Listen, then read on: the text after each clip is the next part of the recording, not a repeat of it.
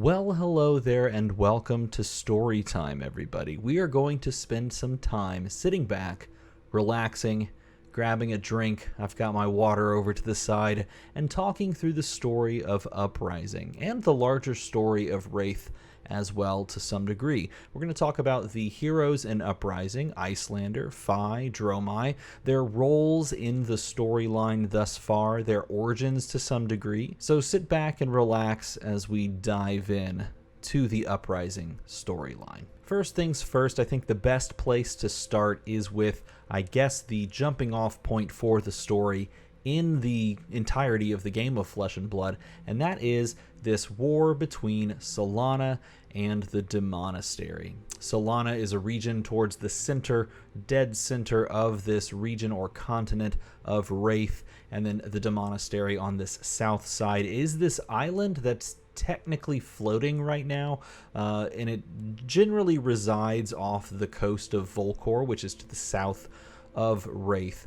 And the members of the Demonastery have been whipped into a frenzy and rallied together by a couple of people, one of them being Viserai, who was influenced by a stained glass window, which is very interesting. The other two being Shadow Runeblade Chain, the leader of a sort of cult or sect of scholars and self-mutilators who were a long time ago kicked out of Solana for discovering some well-kept secret, I guess is the best way to say it, about Sol, which is the deity that is worshipped in Solana. And because they discovered it and tried to talk about it, they were kicked out. And now they've been on this quest to protect the world, interestingly enough. And to do so, they feel like they need to destroy Solana, or maybe specifically Sol. But Chain is one of the leaders of this coalition, if you will, alongside of Leviah, the Shadow Brute hero.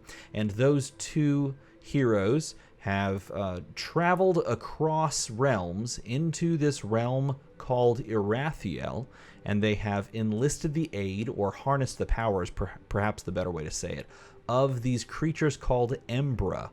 And those creatures, Blasmafet and Ursur, the Soul Harvester, those creatures have embodied, or I guess indwelled within those two heroes, and them alongside of Viserai, they have basically formed an army of demons and ghouls and other creepy things, and have started floating the island known as the Demonastery across the land of Volcor and into Solana, where they laid siege to the main capital of Solana, and then immediately started destroying as many things and people in Solana as possible, with the hopes that they can, I guess, kill Sol. Standing in opposition to this, of course, are the people and the warriors in Solana, and that includes Bolton, Breaker of Dawn, the Light Warrior, and Prism, the Light Illusionist, the Sculptor of Arclight.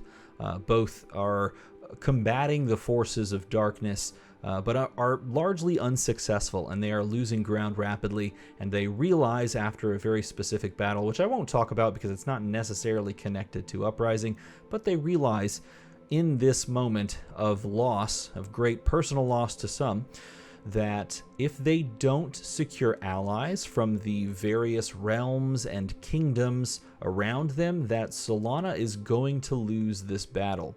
So in order to hopefully gain allies in this fight, they send emissaries to other parts of Wraith in hopes that those kingdoms or those realms can come and join them in battle and fight against the Demonastery. And that includes the kingdom of Volcor. They send a very special emissary to Volcor, the shapeshifter known as Shiana Diamond Gemini, to Volcor in the hopes that she can convince the Emperor of Volcor, who is also known as the most powerful wizard in the region, in Volcor, in the kingdom, to aid in the battle and help them win against the Demonastery. While she's there talking with the noble class, she also makes a note of how volatile the nobles are and how quick they are to try and kill each other off to usurp their power. because it is a very, I guess, back and forth feudal area. Very, very cool storyline, by the way, that takes place in Volcor at this time, or perhaps right before this time, that I won't dive into, but it's all about Kano, who is a Drakai, also known as an upper class, and all of these upper class citizens as well. Very, very full of political intrigue, we'll put it that way, and some like sedition tucked in as well. And while she's there, she realizes that, you know, if they don't choose to help, perhaps the working class, also known as the Volkai, who are showing signs of an uprising coming, perhaps they are the true power that lies in Volcor. Nevertheless, that is the connection between Solana and Volcor, and the motivation for Solana sending Shiana, who will come up later in this storyline, to Volcor. So once you understand that sort of impetus, that is the powder keg moment that really sets off the storyline thus far, or at least one of the powder kegs. Once you understand that, there's one other part that we need to talk about before we get to the heroes of Uprising, and that's what's going on in Aria, because Aria is a land that has been protected for centuries and millennia by a veil of mystical magic stuff. And that veil is starting to wane and falter, and things are happening on the inside of Aria that people can't explain. Disturbances, the land and the flow, which is the power that kind of controls Aria and changes the landscape in rapid ways and in very magical and ethereal ways, is starting to get more volatile, and things are, you know, being destroyed and recreated in very strange ways. And all of this is starting to make some people worried. Specifically, someone named Lexi. Lexi is a hero in the realm of Aria that starts to wonder why all of these disturbances are occurring. And so she, along with her friends Yorick and the guy that I can't remember the name of, or two people that I can't remember the name of, her and her party, we'll just say that. Her and her party, one of which is a Yorick, is the Bard, which I can totally remember that because that guy exists in the game currently, are on a quest to figure out why all of this is happening. And as they are questing, they discover that Oldham, who is an Olin warrior from millennia ago that fought in a very pivotal battle between these big bad creatures called the Aesir, which is a completely separate video entirely. Just know that they were perhaps these otherworldly beings of immense and immeasurable power. He awakens from an icy slumber that was put upon him by a very powerful elemental. He awakens and he comes across Lexi and the party and decides to join them as they continue to also find why these disturbances are happening. They, throughout this process, they move their way down into the area near Candlehold in Aria, which is where the Rosetta reside, and they are a powerful magic-wielding sect of not really people, of tree people. We'll just call them tree people. And one of them has chosen to leave the realm of Candlehold, we'll say, leave the city, if you want to call it a city, of Candlehold for the first time in ages, and that is Briar. Briar has chosen to, venture forth and figure out what's going on, because there's disturbances going on in Candlehold as well. And she doesn't feel like she wants to sit around and wait to find out what that's about.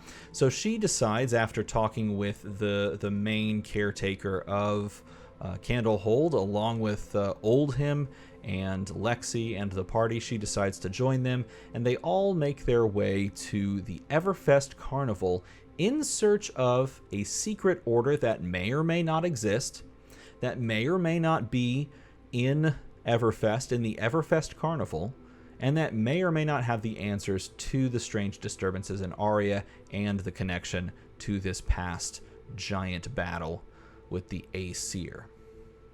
So that's not the only thing that's going on in Aria, though, because up north in the bleak expanse, Icelander, a mysterious young woman, is urged by her long-forgotten memories to leave the comfort and solitude of the Bleak Expanse, which is an inhospitable, icy wilderness that has been her home for as long as she can currently remember, and travel to Corsham, which is this great tree in the middle of Aria that people can actually randomly teleport to on accident and then just be in Aria.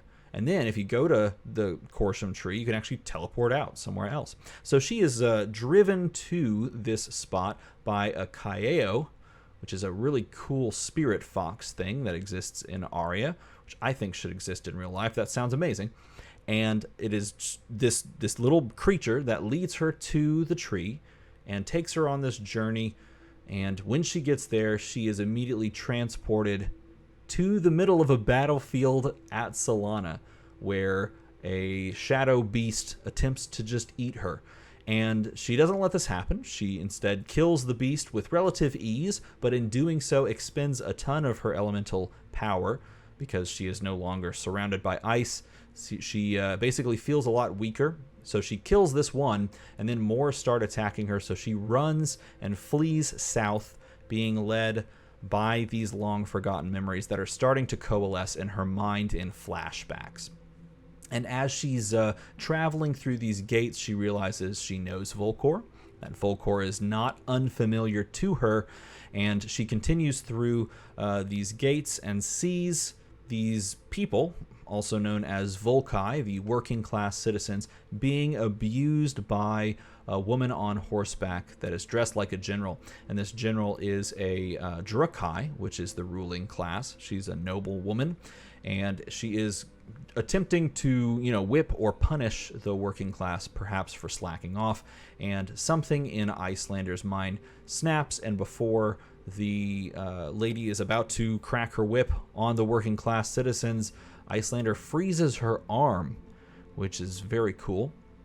But in doing so, she reveals herself to be someone of power and is immediately chased after by the general's foot soldiers, at which point she sees a bunch of water, and then she makes it turn into ice, and the expanding water turning into ice explodes the barrels and sends shrapnel and shards of wood at the foot soldiers, injuring many in the process, and giving her a convenient method of escape in the chaos as she blends in with the crowd. Because at this moment, the working class Volkai revolt and start beating everybody up and getting in a big fight. So in the ensuing chaos, she slips by with the other people that are basically fleeing this fight. And as she moves into Ashvahan, she has this flashback of this memory, a lost memory of her seeing a well-dressed man and a young girl with tattered clothes and fine-colored hair. So perhaps implying herself as a young girl and someone well-dressed, definitely a member of the Drukai, not the Volkai. So again, Drukai is the upper class and Volkai is the lower class. That is easy to get mixed up, so if I say it backwards, call me out on it. I apologize. It's my fault. Nevertheless, she has this flashback, and so she begins to realize not only does she know this area, perhaps she's from this area because she saw herself as a youngster. And she makes her way through the city, and as she's doing so, she realizes and looks around her that she's witnessing the start of a working class rebellion.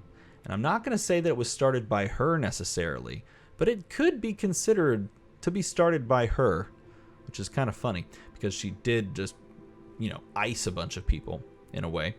So she tries to, in the ensuing chaos, dip between these buildings and get closer and deeper into the city, but is pulled into an inconspicuous house away from the chaos by an unknown agent.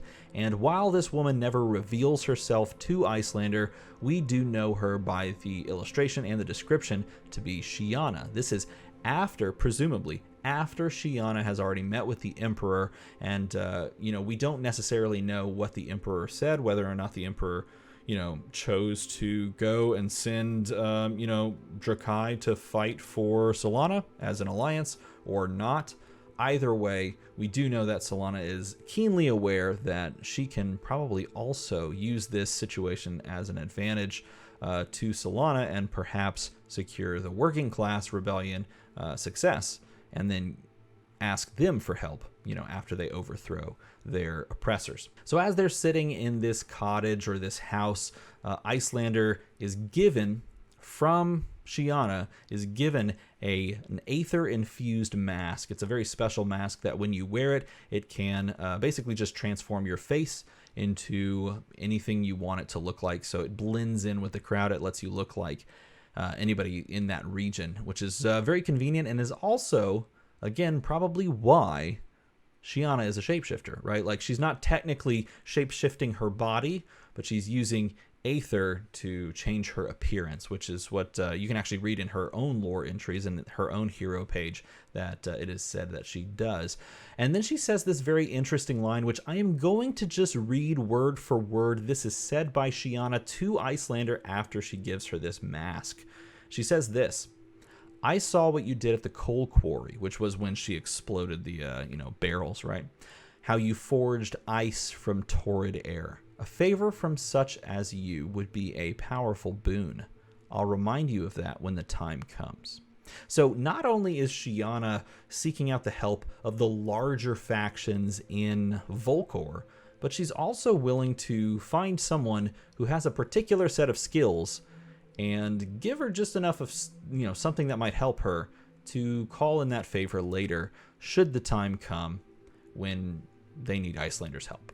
Which is, I think, a really cool little, method of subterfuge on the play of Shiana. So after they part ways, Icelander moves through the crowds of Ashfahan, searching for answers to these rediscovered memories, and her search leads her to this expansive library full of tomes on aether spells and incantations. And as she approaches the doors of that library, she spots a face in the crowd that her memories recognize.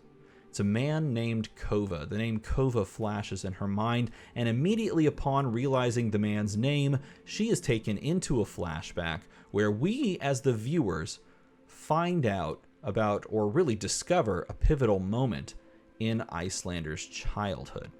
She sees herself as a child surrounded by other children, and all of them are covered in ash and soot, and they're trying to catch these things called ryoki, which are lava fish, which is an absolutely cool thing to think about. They're literally standing on a mountain lava stream, next to it. They're trying to catch lava fish, which I think is really cool. And then she sees herself cornered by a young Drakai wizard, which we can assume here in a moment to be Kova, just younger, as her mother basically just sells her to Kova in exchange for just jade tokens, coins, right? She also hears her mother weep out her name, Lyra, which is presumably Icelander's real name, Lyra. So this side note, I just want to point this out. As a side note, the name Lyra originally means lyre in Greek or Latin, like the instrument. This references the fate of Orpheus's lyre, which is said to have been tossed into the heavens, into the night sky, and just placed in the night sky as a constellation. Now, just connecting the dots here, which is kind of fun because constellation puns, but also connecting the dots, Icelander's weapon in Uprising is called Waning Moon, which is a fun little reference to the night sky, which also connects to Icelander's presumed original name of Lyra. So that's probably why Icelander's weapon in this set is referred to as Waning Moon. I think that's just really cool. But going on with the story, Icelander is purchased in this flashback as a servant in Kova's household by Kova, where she, with the help of the butler and unbeknownst to Kova himself, learns to read and write, and then starts stealing books from the library in the house, and learns how to control the Aether, which is a huge deal because the only people that can control Aether are those of pure blood, also known as the upper class, also known as Drakai. So anyone that's not Drakai, anyone that's just like a downtrodden working class person, presumably can't, conjure fire or whatever. But the pure blood upper class elites, they can. And so can Icelander, or Lyra, if you will, which is really interesting. But unfortunately, she does not hide this fact well enough, and eventually Kova finds out that she has this power, and he takes her to his laboratory, where he presumably chains her, and then begins a process of trying to tear her power from her, which she describes as, quote, melting the talent from my flesh, drop by glistening drop. And eventually the pain of this process becomes so great that she retreats into the delirium of her mind and inadvertently rips a portal open into Aria, into the bleak expanse, where she travels and wakes up with white clothes, surrounded by icy creatures, and in the bleak expanse with no recollection and no memory of anything that happened prior, which is an incredible origin story. Can we all agree on that? That's a pretty cool origin story. So at this point, she recovers from this flashback, and she feels the aether surge to life in her blood. But rather than seeking like vengeance right away, or revenge for, these perceived wrongs, or someone who was basically trying to kill her to take her power, she chooses to enter the library, delay her revenge, understanding that if she goes into the library, she could discover something in these tomes, in these books, that will help her, and I want to quote this exactly, temper her talent. And the word talent there is very important, because in this game, a talent specifically refers to like elemental, or shadow, or light. But she says, quote, temper my talent and harness the aether like never before. And it is this moment that led to me wanting to make this video. I know it's a weird thing, but taking off the lore hat for a moment, look, let's just pretend that's the lore hat. Taking off the lore hat, I just think it's really cool that we just got a foreshadowing that someone who is in the game, a hero that has a talent, could conceivably become talentless, but all the more powerful in just a lore-based sense. Like, the lore here could literally be pointing to a gameplay change, which is a fundamental difference to a hero. And I think that's really cool, because if that's the case, then the reverse can be true. And, characters and heroes like Dorinthia, who's just a warrior, but a warrior from Solana, can become a light warrior. And that's really cool. Okay, that's really cool. But that's not really what we're trying to talk about in this video. I just wanted to point that out as a nice aside. I do want to point out the last two sentences in Icelander's story and where we'll leave Icelander from this point. And the last two lines are very important for Icelander's motivation going forward. It says, Wraith needs my help, Icelander's help. When the time comes, I will be ready. And this I'm just saying it. I'm just going to say it. They have laid the groundwork for an Avengers level team up across the board. They're starting to lay that groundwork. We're gonna get like the Avengers style. Icelander is gonna join with like Bolton, and then somehow they're gonna convince even the bad guys to join, and they're all gonna fight together. It's happening. I'm just gonna say it. It's just right there on the table. Okay, so that sums up what Icelander has been doing, her origins, and how she connects in this storyline, where she fits within the overall uprising that is occurring. And I'm realizing after I'm finishing, putting all of this together, that we're already like 25 minutes into this video or so. And if I did what I had originally intended and talked about Phi and Dromai as well, and talked about all of the interconnectedness that is their story, we would be here for like an hour and a half. And so I think this is perhaps the best place to put a nice little cut in this video and do a part 2 with just those two, because honestly, those two perhaps have more influence over this story than anybody else, period.